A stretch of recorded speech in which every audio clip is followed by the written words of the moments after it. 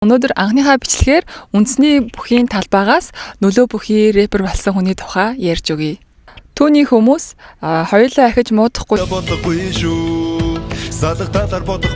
байгаар минь хүлээж авах уу? Ноён эмэгтэй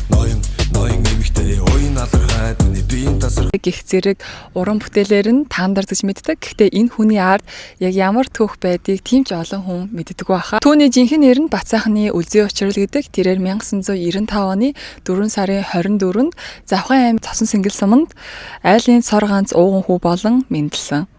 Бидний хил заншнаар гэр хороолт буюу жи хороололт хайр тэмээ ээжийн хамт өссөн.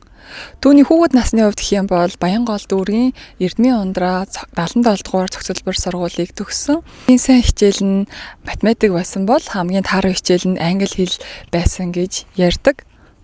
Үлзий Учрал нь хүүхэд байхдаа тийм баг зэргийн зожигдөө гэмээр үг дөөцөөтэй хүүхэд байсан. Бас насандаа баймгүй овртой байсан гэж өөрийгөө хэлдэг. Тэгээ мөн том болохын хэрээр өөртөө илүү ихтэй гэх юм уу, нийтэж гэх юм уу, талчиг гар босон гэж бас ярьсан байсан.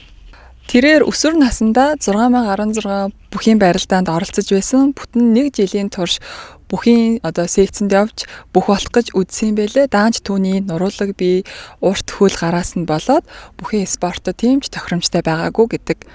Тэгээ бүхэн орсныхаа дараар тэрээр рэп хөгжимд сонирхож хаана л рэп тэмцээн батлууд болон тэр бүгдэд оролцдог байсан. Түүний хамгийн анхны тэмцээн гэх юм бол рэп дэмбэнд оролцож байсан. Хараагийн 5-6 7 8 би бас чам шиг тоодгоо. Түүний дараагаар Universe Base Song-д оролцсон. Түүний урлагийн түүний карьерийн эхлэл болсон тэмцээн бол Backyard байдаг. Дараа тайтас дуусан мөчүүд надад зөндөө маргааш битгий болоосоо гэж хүссэн тэдгээр өдрөө.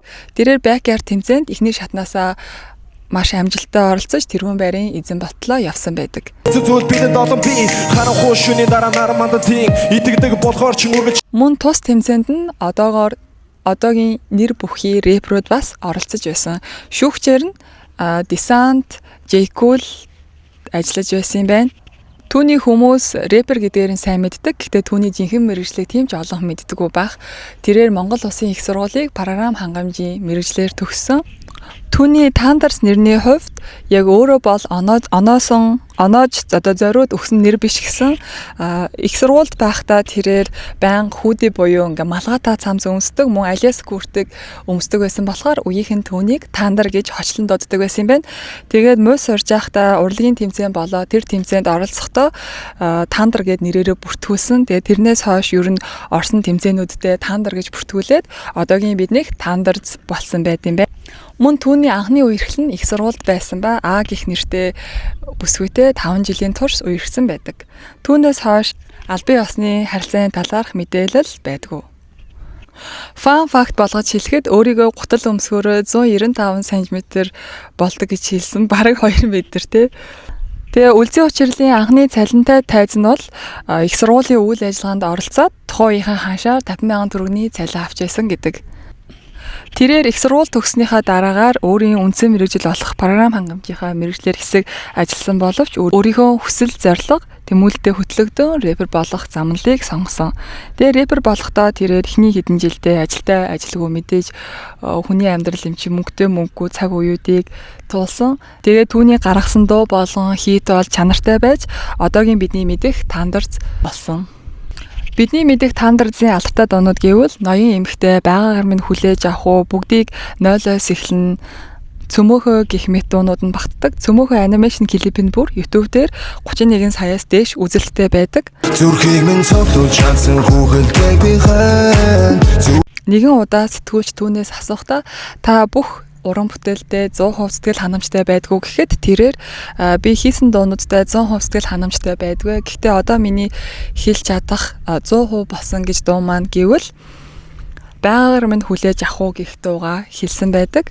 Мөн хамгийн хайртай дуу нь гэвэл ганцхан шалтгаан гэх. Дөрөд чинь хөдлөх дад жаргал үнгүй ээж чиний төлөө гэтгсэн.